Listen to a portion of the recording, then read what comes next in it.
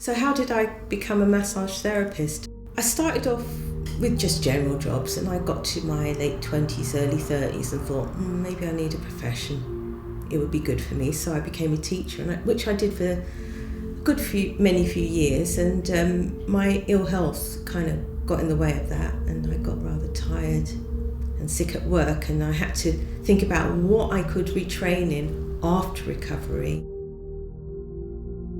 I was always interested in movement, and I used to go to dance classes and sometimes lead dance sessions and things in the community, and as a hobby, and that actually kept me sane all that time. And I thought, well, it would be wonderful if I could include movement in my new form of work. Massage proved a really great way for me to use movement but also work within complementary therapies and health, and so I undertook a course. It opened my eyes, and I was amazed and really enjoyed what I was learning and have continued to learn.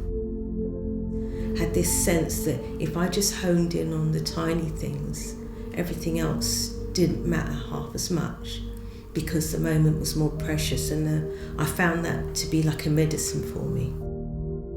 You might be focusing simply because I'm focusing too. It's a joint activity in the treatment room, and in a way it's like a dance, and it's very sustaining and very satisfying, even though it's a tiny simple thing. Yeah.